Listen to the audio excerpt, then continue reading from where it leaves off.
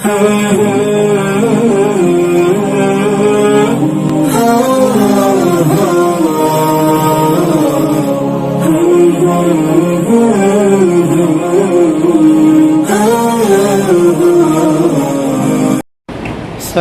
عليكم ورحمة الله وبركاته. الحمد لله رب العالمين، الصلاة والسلام على خاتم النبيين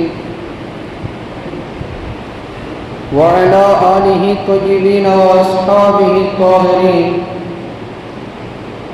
والمسلمين والمؤمنين كلهم أجمعين. أما بعد، فقد قال الله تعالى في كلامه القديم وفي الفرقان الحميد بعد أعوذ بالله من الشيطان الرجيم بسم الله الرحمن الرحيم.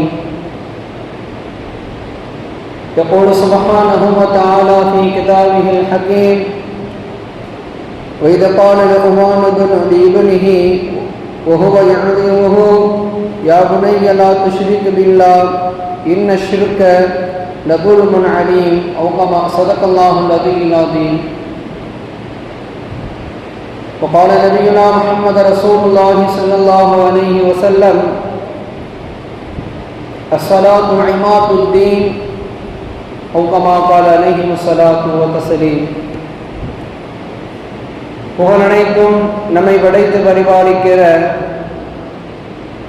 வல்லோன் அல்லாஹ் ஜல்ல ஷானஹு வ தஆலா அவரின் மீது உரித்தாகுக. ஸலாத்தும் ஸலாமும் காரூண்ய நபி கண்மணி நாயகம் ரசூல் அக்ரம் ஸல்லல்லாஹு அலைஹி வஸல்லம் அன்னாரின் மீதும் அன்னாரினுடைய அடிச்சுவடுகளை பின்பற்றிய சஹாபாக்கள் உட்பட்டு கியாமத்து நாள் வரைக்கும் பிறக்கக்கூடிய, குறிப்பாக சூரியன் உதிக்கும் தினத்தில் சிறந்த தினமாம் இந்த ஜுமா தினத்தன்று பள்ளிவாசலை நோக்கி வந்திருக்கக்கூடிய, இன்னும் வர இருக்கக்கூடிய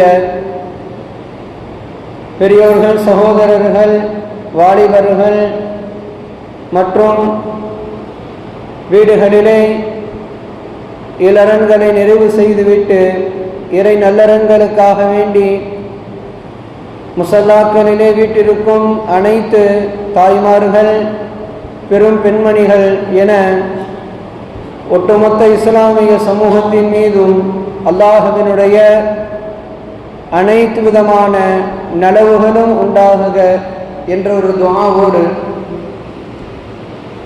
கண்ணியமான அல்லாஹ்வின் நல்லடியார்களே, அல்லாஹ் ரப்பல் ஆலமீன் நமக்கெல்லாம் ஒரு பெரிய கிருபை செய்திருக்கிறான். காரணம்,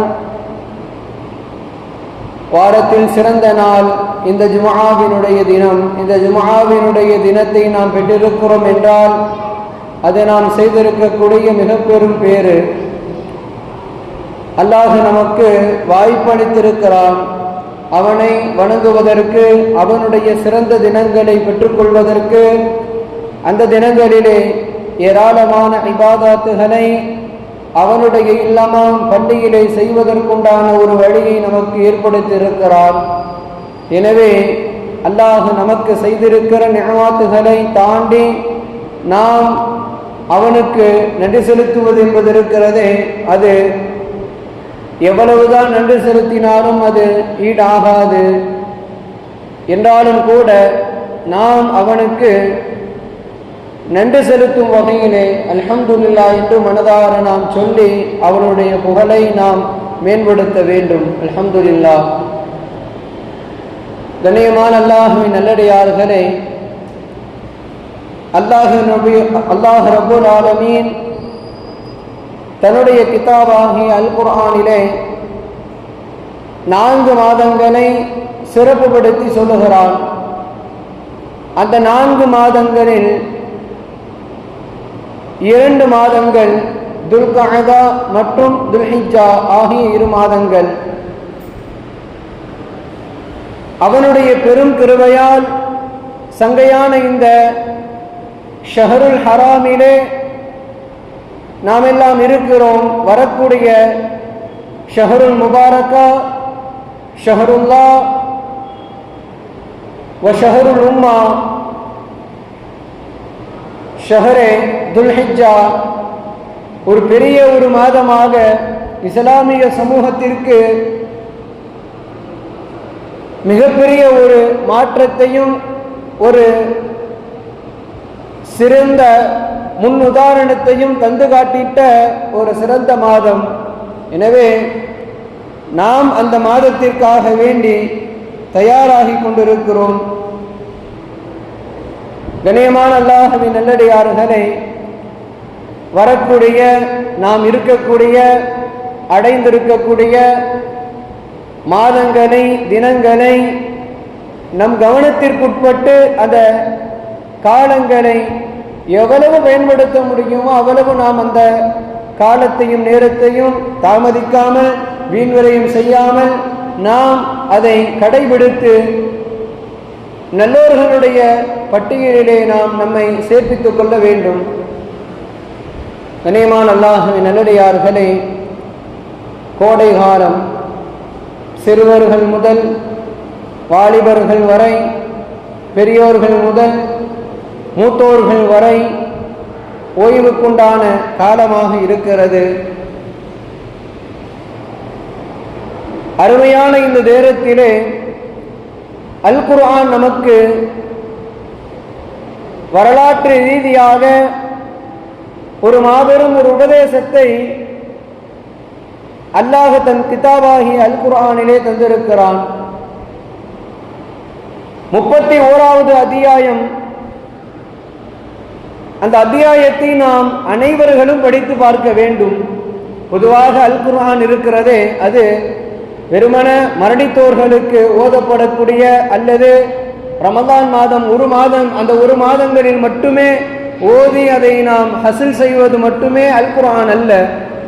காலத்துக்கும் பயன்படக்கூடிய, காலத்துக்கும் ஓதக்கூடிய, காலத்திற்கும் பின்பற்றக்கூடிய ஒரு நூல்தான், ஒரு வழிகாட்டிதான் அல் குர்ஆன். நான் கூறுவேன், குர்ஆனினுடைய ஒவ்வொரு பத்தியையும் ஒவ்வொரு அத்தியாயமும் ஒரு மனிதனுடைய வாழ்க்கையை அழகாக மாற்றி தருவதற்குண்டான அம்சங்கள் படைத்தது. நீங்கள் சூரத்துல் மரியமை உங்கள் மனைவியர்கள் ஓத கூறுங்கள். காரணம், சூரத்துல் மரியமிலே அவ்வளவு அற்புதங்களை அல்லாஹ் பெண்மணிகளுக்கு தந்திருக்கிறான். சூரத்து தாகாவை ஒவ்வொரு ஆணும் ஓத வேண்டும். காரணம், சூரத்து தாகாவின் மூலமாகத்தான் ஹதரத் உமர் இப்னு கத்தாப் ரலியல்லாஹு அன்ஹு அவர்கள் இஸ்லாத்திற்கு மாறி வந்தார்கள். சூரத்துல் லுக்மான் ஒவ்வொரு தந்தையும் ஒரு மகனும் படிக்க வேண்டிய கட்டாய அத்தியாயம். கட்டாய அத்தியாயம், கண்டிப்பா படிக்கணும். இப்படி ஒவ்வொரு சூறாவையும் நம்ம பிரித்து சொல்லிக்கிட்டே போகலாம். இன்றைக்கு நாம் எடுத்திருக்கக்கூடிய ஜும்ஆவினுடைய தலைப்பாக ஹதரத் லுக்மான் அலைஹிஸ்ஸலாம் மற்றும் அவர்களுடைய மகனாருக்கு தரப்பட்ட நல் உபதேசங்கள் என்ற தலைப்பின் கீழ் நாம் இன்றைக்கு பார்க்க போகிறோம். கண்ணியமானவர்களே, லுக்மான் அலைஹிஸ்ஸலாம் இவர்கள் நபியா அல்லது பெரியோரா என்ற வரலாற்று புத்தகங்களிலே நாம் பிரட்டி பார்க்கும் போது நமக்கு கிடைக்கக்கூடிய விஷயம், அலைஹிஸ்ஸலாம் என்று நாம் சொல்வது ஏனென்றால் அல்லாஹ் அவர்களின் மீது சலாமை உண்டாகட்டும் என்று அதனுடைய பொருள். அலைஹிஸ்ஸலாம் என்றால் அல்லாஹ் அவரின் மீது சலாமை உண்டாகட்டும் என்று பொருள். அல்லாஹ் ரப்பல் ஆலமீன் பல்வேறு காலங்களுக்கு பல்வேறு பெரியோர்களை கொண்டு இந்த சமூகத்திற்கு பெரிய ஒரு முன்மாதிரியை தந்திருக்கிறான். அந்த அடிப்படையிலே ஒரு கட்டத்தில் ஒரு காலத்தில் வாழ்ந்த ஒரு மாபெரும் மனிதர், ஒரு மாபெரும் ஆபிது மற்றும் ஆலிம் என்று லுக்மான் அலைஹிஸ்ஸலாம் அவர்களை சரிதம் பேசி காட்டுகிறது. அவர்கள் கருப்பினத்தவர்கள், ஆனாலும் கூட இஸ்லாம் கருப்பு வெள்ளை என்று இனம் பிரிக்கவில்லை, நிறம் பிரிக்கவில்லை. எல்லோரும் சமம், எல்லோரும் இந்த இறைவனுக்கு ஒன்றுதான் என்ற ஒரு கோட்பாட்டை இஸ்லாம் ஏற்று தந்திருக்கிறது. எனவேதான் லுக்மான் அலைஹிஸ்ஸலாத்து வஸலாம் அவர்களுடைய அந்த பல்வேறு விதமான கருத்துகள், பல்வேறு விதமான அறிவுரைகளை இஸ்லாம் இந்த சமூகத்திற்கு வழங்கி தருகிறது. கண்ணியமான அல்லாஹ்வின் நல்லடியார்களே, ஒவ்வொரு தந்தையும் ஒவ்வொரு தனையனுக்கு செய்யக்கூடிய முத்தான உபதேசங்கள் அனைத்துமே சூரத்துல் லுக்மானிலே இருக்க அடங்க பெற்றிருக்கிறது. கண்டிப்பாக நாமும் படிக்க வேண்டும், நம்முடைய குழந்தைக்கும் அதை பற்றி நாம் பயான் செய்ய வேண்டும். வேற என்ன வேலை இருக்குது? ஒரு 4 நாளுக்கு முன்னாடி தான் நல்லா ஒருத்தவங்க சொல்லிட்டு போனாங்க. நம்ம பேரு கூட சொல்ல வேண்டாம். எங்க அஜருக்கு இன்னைக்கு தகப்பனுக்கும் பிள்ளைக்கு இருக்கிற உறவு இருக்குதே, அபரிவிதமான ஒரு உறவு. சொத்து சேர்ப்பதற்காக, தன் மனைவி மக்கள் படிப்பதற்காக, நல்லா வாழ்வதற்காக வெளிநாட்டுக்கு போயிடுறாரு. போயிட்டு என்னன்னு ஒரு 2-3 வருஷம் கழிச்சு வர்றாரு. ஒரு வெளிநாட்டுக்கு போறப்ப குழந்தை வயிற்றில் இருக்குதோ அல்லது வெளியே வந்துருச்சோ, வீடியோ காலில் காட்டப்படுது, அத்தாவை பாருமா அப்படின்ட்டு. காலங்கள் ஓடுகிறது, காலங்கள் கடக்க பெறுகிறது. செல்லம் கொடுக்க வளர்க்கப்படுகிறார்கள் குழந்தைகள். எந்த அளவுக்கு பாசங்களை ஊட்டி வளர்க்க வேண்டுமோ அநியாயமாக ஊட்டி வளர்க்கப்படுகிறார்கள். அதுக்குன்னு ஒரு அளவு இருக்குது இல்லை. அப்ப அளவு கடந்த பாசத்தை இந்த சமுதாயத்தினர்களுடைய பெற்றோர்கள் அதிகமாக ஊட்டி வளர்ப்பதன் காரணத்தினால் இன்றைக்கு பெற்றோருக்கு கட்டுப்படாத பிள்ளைகள் என்ற ஒரு நிலைமை உண்டாகி இருக்கிறது. ஒரு காலம் இருந்தது,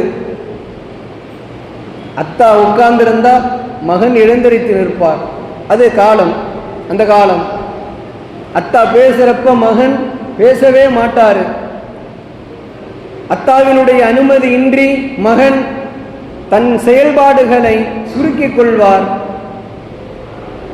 ஆனால் இன்றைக்கு இவர்தான் உங்க அத்தா. எப்படி? இவருதான் உங்க அத்தா. மகன் போனை பார்த்துக்கிட்டு அப்படியா சரி, இதுதான் இன்றைக்கு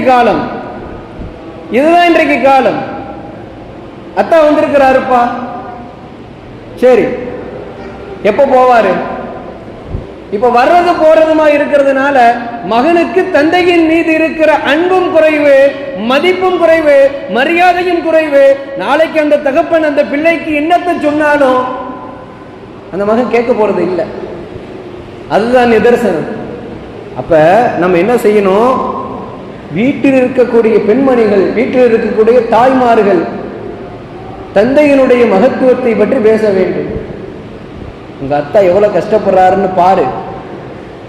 நீ இன்னைக்கு ஆப்பிள் ஐபோனை வச்சுக்கிட்டு தடவுற, அங்க உங்க அத்தா எத்தனை கழிப்பறையை சுத்தம் செய்திருப்பார், எத்தனை விதமான துன்பங்களை அனுபவித்திருப்பார் என்று அந்த குழந்தைக்கு நம்ம சொல்லிக் கொடுக்கணும். கேட்டா கஷ்டம் தெரியாம வளர்ப்போம். கஷ்டம் தெரியாம வளர்த்தா தானே புள்ள. அது அல்ல, நாளைக்கு அது ஒரு மிகப்பெரிய ஒரு இழப்பை தரக்கூடியதாக அது மாறிவிடுகிறது. இப்ப இந்த ஜெனரேஷனை பார்க்கிறோம், தந்தையினுடைய சொல்லுக்கு அடங்காத குழந்தைகள் தான் ஏராளம். இல்ல மாஷா அல்ல, ஒரு சில குழந்தைகளை நம்ம பார்க்கலாம். எங்க அஜரத்தை சொல்லுவாரு, எப்பா நீங்கெல்லாம் மதரசாக்கு ஓத வந்திருக்கீங்க, உங்க அத்தா அம்மாலாம் உங்களை ரொம்ப பெருமையா நினைச்சு என் மகன் வருங்காலத்துல ஒரு பெரிய மார்க்கம் அறிந்த ஒரு பெரிய மேதையாகணும் அப்படின்னு நினைச்சு நீங்க விட்டதா நினைச்சிருப்பீங்க. அப்படி இல்லை. வீட்டுக்கே அடங்க மாட்டான் அஜருக்கு. ஏதாவது பண்ணி உன ஏதாவது வாழ்க்கையில முன்னேற்றுங்க.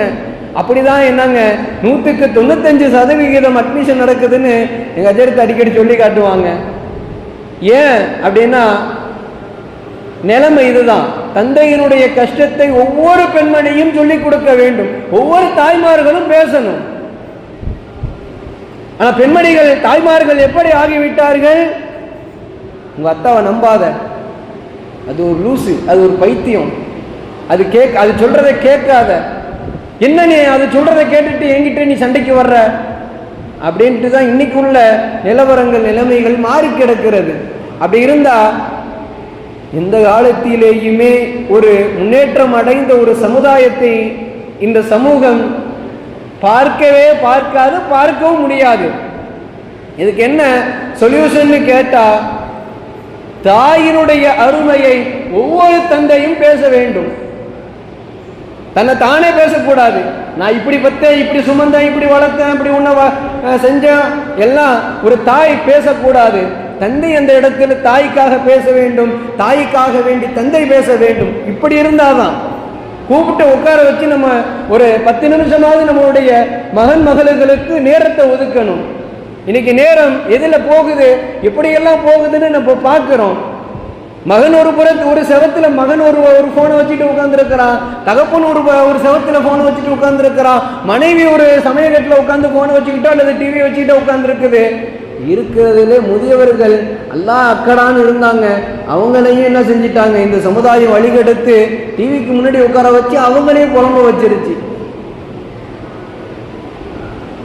சீரியல் இன்னைக்கு பார்க்குறாங்க வயசானவங்களும். அவங்களும் ஒரு காலத்தில் திட்டி திட்டி பார்த்தாங்க, சோறு கொடுக்க மாட்டியா, பொழுதுனைக்கும் டிவியில் உட்காந்துருப்பியா, அப்படியா இப்படியான்னு. கடைசியில் அவங்களும் எட்டி பார்த்தாங்க, என்னதான் சொல்கிறாங்கன்னு தெரியலையேன்னு அப்படியே எட்டி பார்த்தவங்க வந்து உட்காந்துட்டாங்க.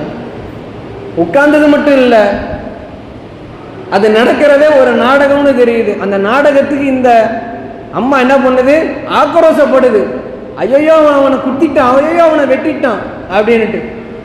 இதெல்லாம் நம்ம ஏன் சொல்ல வரோம்னு சொன்னா, கண்ணியமானவர்களே, பெரியோர்களே, சகோதரர்களே, இன்றைக்கு சமுதாயம் எந்த நிலைமைக்கு வீழ்த்தப்பட்டிருக்கிறது அப்படிங்கிறத நம்ம இன்னைக்கு பார்க்கிறோம். அப்ப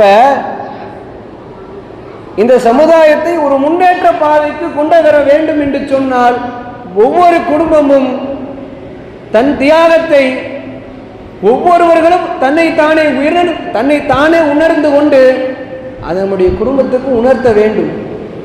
அப்போதுதான் இந்த சமுதாயம் ஆகிறது ஒரு நல்ல பாதைக்கு போகும் என்பதிலே எந்தவித சந்தேகமும் இல்லை. அப்ப கண்ணியமானவர்களே, ஒரு தகப்பன் தன் தனையனுக்கு நேரம் கொடுக்கணும். நேரம் கொடுக்காம நம்ம இருந்தோம்னு சொன்னா, மகனுடைய பிற்கால வாழ்க்கை இருக்கிறதே அது எந்த கோணத்தில் எப்படி வேண்டுமானாலும் செல்லலாம். நேரம் கொடுக்கணும். சத்த நேரம் கொடுத்து தகப்பன் ஒரு நண்பனாக மாற வேண்டும். மாறி என்ன வேணும், என்ன தேவை அப்படிங்கிறத கேட்டு அறிந்து ஒரு நல்ல வெல்விஷராக அவனுக்கு நாம் செயல்படும் போதுதான் ஒரு குடும்பம் இருக்கிறதே அது ஒரு சிறந்த பல்கலைக்கழகமாக ஒரு மாறக்கூடிய ஒரு வாய்ப்பு இருக்கிறது. கண்ணியமான அல்லாஹ்வின் நல்லடியார்களை நான் விஷயத்திற்கு வருகிறேன். லுக்மான் அலைஹிஸ்ஸலாம் அவர்கள் தன்னுடைய தனையனுக்கு பல உபதேசங்களை தந்திருக்கிறார்கள். அந்த உபதேசங்களை அல்லாஹ் ஜல்ல ஷானஹு வ தஆலா அல் குர்ஆனினுடைய 31வது அத்தியாயத்திலே 13வது வசனத்தில் இருந்து பேசி காட்டுகிறான். முதலாவதாக லுக்மான் அலைஹிஸ்ஸலாம் அவர்கள் தன் மகனுக்கு சொல்லி காட்டினார்கள். வயது கால லுக்மான் அலைஹிஸ்ஸலாம் அவர்கள் லிஇப்னிஹி தன்னுடைய மகனுக்கு சொல்லி காட்டினார்கள். வஹுவ யுஅதிஹு அம்மகனுக்கு உபதேசம் செய்யும் விதமாக, உபதேசிக்கும் விதமாக, பாடங்கள் போதிக்கும் விதமாக லுக்மான் அலைஹிஸ்ஸலாத்து வஸலாம் அவர்கள் தன் மகனுக்கு சொல்லி காட்டினார்கள். முதல் விஷயம், யா புனைய, என்ன தருமை மகனே, இங்க நமக்கு ஒரு பெரிய விஷயம் இருக்குது. என்னன்னா, நம்ம பேசினா 2 வாரம் 3 வாரம்னு போகும். அதுதான் நமக்கு இது. சரி, பொறுமையா இன்ஷா அல்லாஹ் பார்ப்போம். யா புனைய, பொதுவாகவே ஒரு மனிதரை அல்லது ஒரு மக்களை நாம் அழைக்கும் போது, அவர்களை உரிமையோடு அழைக்கும் போது என்ன சொல்ல வர்றோமோ அது ஈஸியா போய் ரீச் ஆயிரும். நல்லா யோசிச்சு பாருங்க. இது அல்லாஹ்வினுடைய சுன்னத்து. அல்லாஹ் ரப்பல் ஆலமீன் கூப்பிடும் போது யா அய்யுஹல்லதீன ஆமனு என்பதாக கூப்பிடுவான், யா அய்யுஹன் நாசு என்பதாக கூப்பிடுவான். இதுதான் அல்லாஹ்வினுடைய ஒரு சுன்னத், ஒரு வழிமுறை. அப்படி அழைக்கின்ற போது கேட்கக்கூடிய மக்கள் தன்னுடைய செவிகளை துறந்து கொண்டு கேட்பார்கள். அப்ப உரிமையோடு அழைக்க வேண்டும். அப்ப லுக்மான் அலைஹிஸ்ஸலாத்து வஸலாம் அவர்கள் தன் மகனை அழைக்கிறார்கள். யா புனைய, என் அருமை மகனே, நல்லா கேட்டுக்க. என்ன? லா துஷ்ரிக் பில்லாஹ். முத உபதேசம் நல்லா கவனிச்சுக்கோங்க. முத உபதேசம் லா துஷ்ரிக் பில்லாஹ். எந்த காலத்திலும் நீ உன்னுடைய ரப்புக்கு இணை வைத்து விடவே வேண்டாம், இணை வைக்க வேண்டாம். நம்ம எல்லாருமே நம்ம மகன்களுக்கு சொல்லக்கூடிய ஒரு உபதேசம் இதுதான். அல்லாஹ்வுக்கு என்னைக்குமே நீங்க இணை கற்பித்து விட வேண்டாம். முதல் விஷயம், நாம் ரப்பை வணங்க வேண்டும். அல்லாஹ் என்பவன் யார்? அல்லாஹ்வினுடைய தன்மைகள் என்ன? அவனுடைய 99 திருநாமங்கள் என்ன பேசுகிறது? என்ன மெசேஜ் அல்லாஹ் நமக்கு தருகிறான் அப்படிங்கிறத நம்ம விளங்கிக் கொள்ள வேண்டும். முதல்ல நம்ம அதை விளங்கணும். விளங்கி கொண்டு சகா காலமும் எல்லா காலங்களும் நாம் அல்லாஹ்வை நினைத்து அவனை மறுக்காமல், அவனுக்கு ஏதேனும் ஒரு இணை கற்பிக்காமல் நாம் வாழுவது இருக்கிறது. அந்த வாழ்க்கை ஒரு மிகப்பெரிய வாழ்க்கை. இன்னும் சொல்ல வேண்டும் என்று சொன்னால், அல்லாஹ் எல்லா பாவத்தையும் மன்னித்திடுவான், பெரிய பாவங்களை தவிர. அதிலும் ஷிர்க்கு மிகப்பெரிய பாவம். ஷிர்க்கை அல்லாஹ் மன்னிப்பதே கிடையாது. அப்ப நம்ம நல்ல விளங்கிக்கிறோம். லுக்மான் அலைஹிஸ்ஸலாம் அவர்கள் தன் மகனுக்கு செய்த முதல் உபதேசம், அல்லாஹ்க்கு நீ இணை கற்பிக்க வேண்டாம்.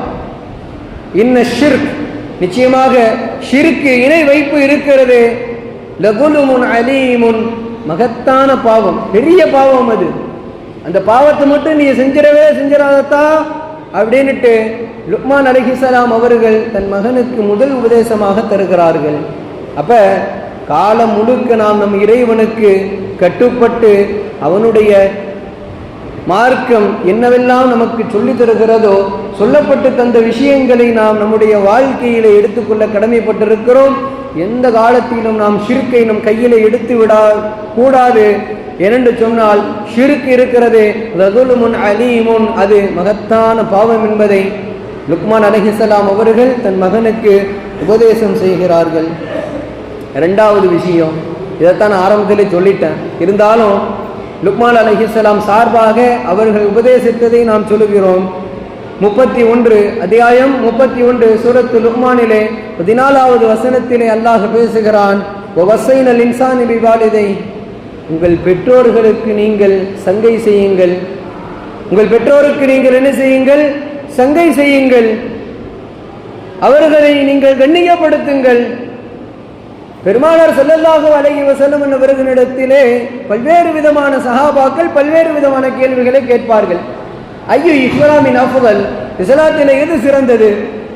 பெருமானார் சொல்லுவார்கள், தொழுவதுதான். அல்லாஹ்வை அந்த நேரத்தில் தொழுவதுதான் சிறந்த காரியம் என்பதாக. அப்ப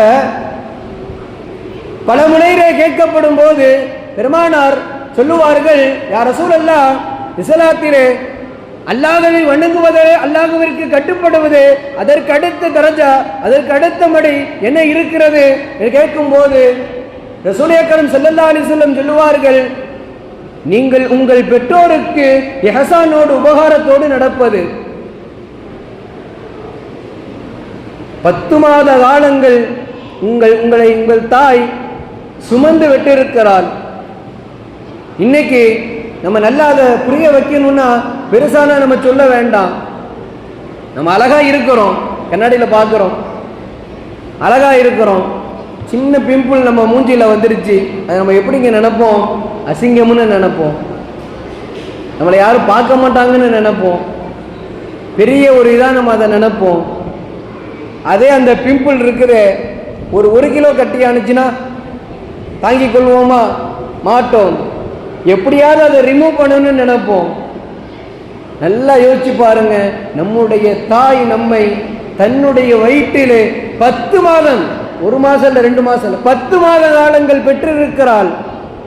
நீங்கள் கோடி கோடியாக கொட்டி கொடுத்தாலும் அவள் செய்த அந்த தியாகத்திற்கு ஒருபாடு வீடு செய்ய முடியாது. அதனால தான் அல்லாஹ்வினுடைய தூதுவர் ஸல்லல்லாஹு அலைஹி வஸல்லம் சொல்றாங்க, அல்லாஹ்க்கு நீ கட்டுப்பட்டு அவனுக்கு நீ செய்ய வேண்டிய காரியங்களை செய்து முடித்ததற்கு பிறகு உன்னுடைய பெற்றோருக்கு உபகாரம் செய். ஏன்னா சாதாரணமாக இந்த 2 பேரும் உங்களை பார்த்துக்கிறல, வளர்த்துறல. தன்னுடைய காலங்கள், தங்களுடைய நேரங்களை முழுக்க முழுக்க உங்களுக்காக வேண்டியே அர்ப்பணம் செய்தவர்கள் தான் பெற்றோர்கள். இனியமானவர்களே, எதுவுமே நம்ம கொடுக்க வேண்டாம். நம்முடைய தாய்க்கும் தந்தைக்கும் நம்முடைய காலங்களை, நம்முடைய நேரங்களை கொடுத்தா போதும். வேற எதுவும் நம்ம செய்ய வேண்டாம். இன்றைக்கு இருக்கக்கூடிய முதியோர்கள், அதாவது வயதான பெற்றோர்களுடைய ஆசை என்ன தெரியுமா? கடைசி நேரத்திலே ஒருவாய் சோறு, கடைசி நேரத்திலே ஒருவாய் சோறு, தன் பேர குழந்தைகளோடு வாழ்க்கை, இதுதான் இன்பம் என்று நினைத்து கொண்டிருக்கிறார்கள். கோடியோடையா எனக்கு கொடு, என் பேங்கில் ஒரு 10 கோடியை போட்டு விடு, எனக்கு ஒரு 10 சென்ட் இடம் வாங்கி கொடு, அரண்மனை கட்டு, அதை பண்ணு இதை பண்ணு. எந்த பெற்றோரும் ஆசைப்படுறது கிடையாது. அப்படி ஆசைப்பட்டாலும் நம்ம செய்ய போறது கிடையாது. என்னங்க செய்வோமா? செய்ய மாட்டோம். அவங்களுடைய ஆசை என்ன? தான் கால கடைசியில நிம்மதியான சோறு, ஏதோ மூளையிலையோ ஒரு இடத்துல இருந்துக்கிட்டு அவங்க தான் நினைப்பாங்க, தான் பேர குழந்தைகளோட கொஞ்ச நேரம் அப்படியே இருந்துட்டு போகலாம் அப்படிங்கிறது தான் அவங்களுடைய அந்த எண்ணமே. வேற எதுவுமே அவங்க ஆசைப்பட போறது அல்ல.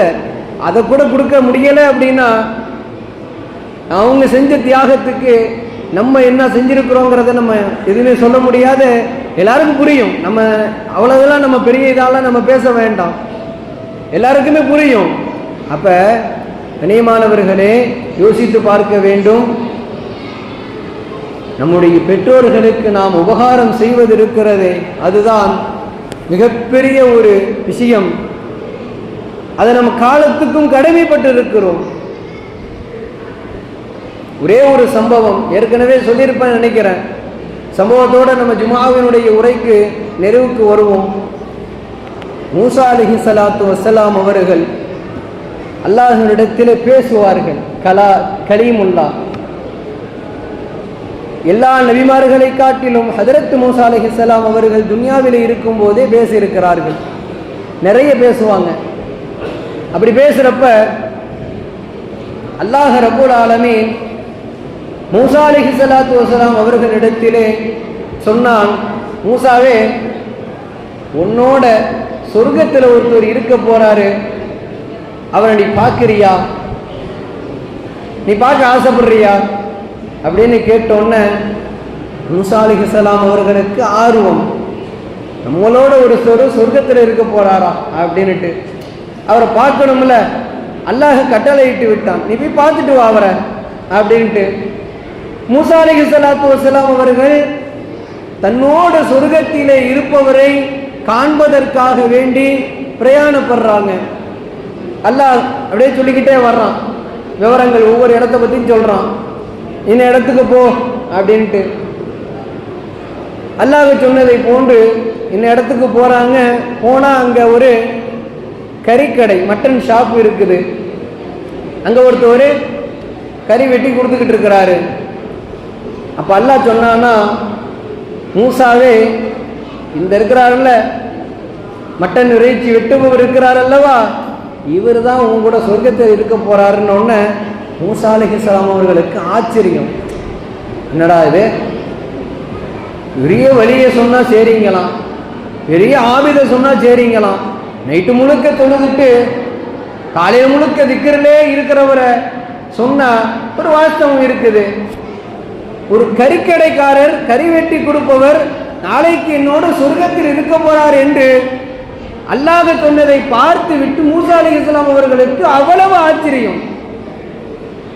சரி, அல்லாஹ் சொல்லிட்டான், அப்படி என்ன இவர்கிட்ட இருக்குது, என்ன அமல் செய்யறாரு, நம்மளோட சொர்க்கத்தில் இவர் இணையாக இருக்கிறதுக்கு இவரிடத்தில் என்ன அமல் இருக்குது அப்படின்ட்டு மூசா அலைஹிஸ்ஸலாம் அவர்களோடு என்ன செய்யறாங்க, பயணிப்பதற்கு, பார்ப்பதற்கு போறாங்க. சரியா? அப்ப கடை முடியுது. 12:30 மணிக்கெல்லாம் முடிஞ்சிடும். மரக்கட்டையை தேய்ச்சிட்டு வீட்டுக்கு போக வேண்டியதுதான். எங்க அத்தா கறி கடைங்கிறதுனால நான் சொல்றேன். சரியா? 12:30 மணிக்கெல்லாம் 1 மணிக்கெல்லாம் என்ன ஆயிரும், கடை முடிஞ்சிடும், வீட்டுக்கு போக வேண்டியதுதான். அப்ப மூசா நபி அலைஹிஸ்ஸலாம் அவர்கள் தன்னை மூசான்னு சொல்லவில்லை. வந்திருக்கிறாங்க, தன்னோட ஒரு தோழரா இருக்கிறாங்கிறது தான் கணக்கு. பார்க்கிறாரு அந்த மட்டன் கடைக்காரர், கறிக்கடைக்காரர் பார்க்கிறாரு. அப்ப வீட்டுக்கு கூட்டு போய் உபசரிப்பதற்காக வேண்டி மூசா அலைஹிஸ்ஸலாம் அவர்களை அழைச்சிட்டு போறாரு. வீட்டை திறக்கிறாரு. ரொம்ப பெரிய மாளிகையெல்லாம் இல்லை, ஒரு சின்ன வீடு, குடிசை வீடு தான். அந்த மனிதர் வீட்டை திறந்துட்டு, விருந்தினரே கொஞ்ச நேரம் அங்கே உட்காருங்க, இந்த வந்துடுறேன் அப்படின்ட்டு என்ன பண்ணாராம், வேக வேகமாக போனாராம். வீட்டில் போய் பசும்பால் இருந்துச்சு, அதை என்ன பண்ணாரு, காய்ச்சினார், உணவு தயாரிப்பு செய்தார். மூசா அலைஹிஸ்ஸலாம் பார்த்தாங்க, என்ன இது வந்த எனக்கு இவ்வளவா அப்படின்னுட்டு பார்த்துட்டு கடைசியில் ஒரு நல்ல பாத்திரத்தில் உணவுகள், பால், என்னென்னலாம் இருக்கோ வீட்டில் உணவாக இருக்கிறதோ அது எல்லாத்தையுமே தயார் செய்து ஒரு கோப்பையில் ஒரு தட்டையில் கொண்டு வந்து கீழே வச்சுட்டு மேலே பார்த்தீங்கன்னா 2 கூடை தொங்குச்சான். நல்ல பெரிய சைஸ் கூடை, 2 கூடை தொங்குச்சான். முன்னெல்லாம் பாருங்க துணி கொண்டு போவாங்க, இங்கே ஒரு கூடை தொங்கும், பின்னாடி ஒரு கூடை தொங்கும், நடுவில் கம்பு இருக்கும். அந்த மாதிரி மேலே ஒரு கூடை இருக்குது, அது அப்படியே தொங்குது. அந்த மனிதர் நல்ல வாட்டச்சாட்டமாக இருந்தார். அந்த கூடையை அப்படியே கைத்தாங்கலாம் இறக்கி கீழே வச்சு அந்த துணியை லைட்டாக விளக்குனாராம். உள்ள பார்த்தா அந்த கறிக்கடைக்காரருடைய தாய், மற்றொரு இதில் தந்தை, இந்த 2 பேர் இருக்கிறாங்க. அழகா தூக்கி கீழே வச்சு, தலானியில மத்தியில் கீழே வச்சு, தான் தகப்பனையும் தாயையும் அழகா கீழே உட்கார வச்சு மூசா அலைஹிஸ்ஸலாம் அவர்கள் இதெல்லாம் பார்க்குறாங்க, என்ன நடக்குதுங்கிறத பார்க்குறாங்க.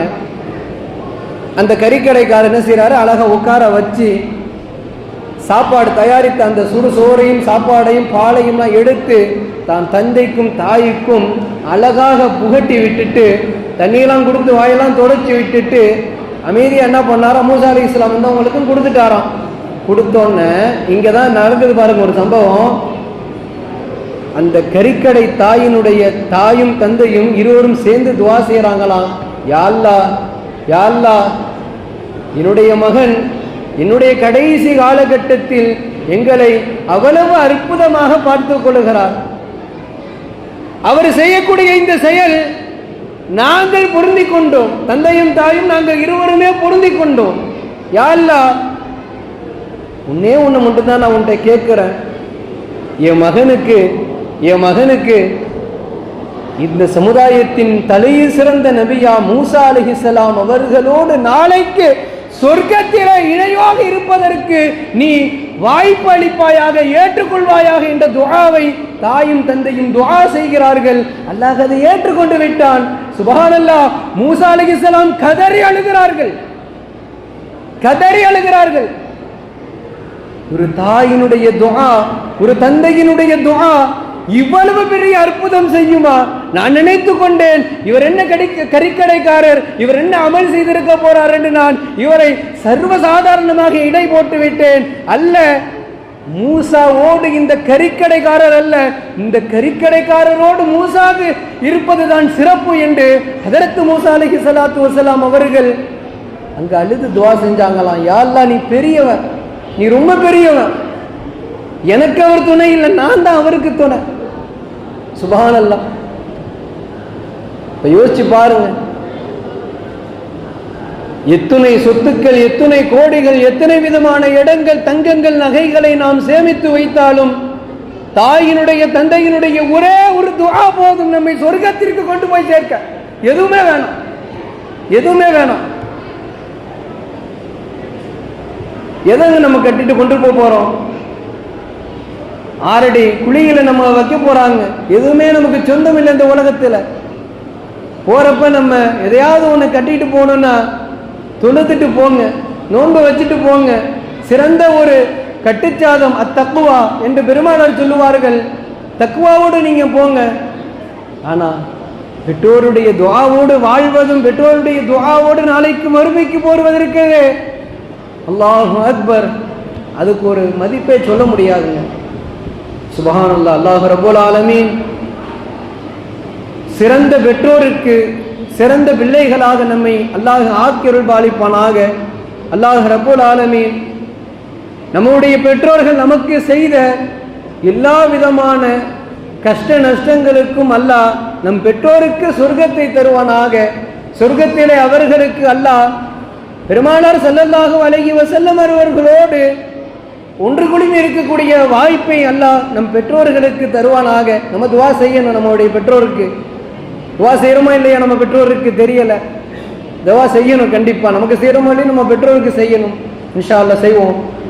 அப்ப அல்லாஹ் ரப்பல் ஆலமீன் நம்முடைய பெற்றோர்களுடைய சிறிய பெரிய பகிரங்கமான வெளிப்படையான மறைத்து செய்த பெரிய சிறிய பாவங்களை மன்னித்து அல்லாஹ் ரப்பல் ஆலமீன் நம்முடைய பெற்றோர்களை சிறந்த அந்தஸ்திலே நபிகளாரோடு சொர்க்கத்திலே நாளைக்கு ஒன்று குழுமி இருக்க செய்வானாக.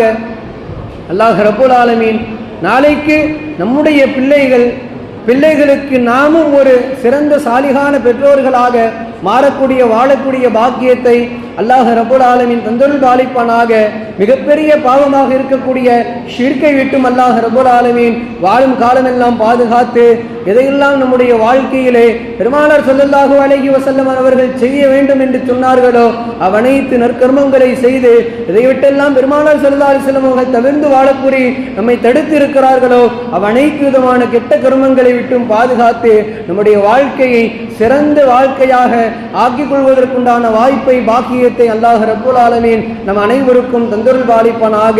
கண்குளிர்ச்சி மிக்க பிள்ளைகளாக, கண்குளிர்ச்சி மிக்க பெற்றோர்களாக அல்லாஹ் ரப்பல் ஆலமீன் நம் அனைவர்களையும் அங்கீகரிப்பானாக. ஆமீன் ஆமீன் யா ரப்பல் ஆலமீன். வ ஆகிரு தஅவானா அனில் ஹம்துலில்லாஹி ரப்பில் ஆலமீன். அஸ்ஸலாமு அலைக்கும் வ ரஹ்மத்துல்லாஹி வ பரகாத்துஹு. சுன்னத்துல்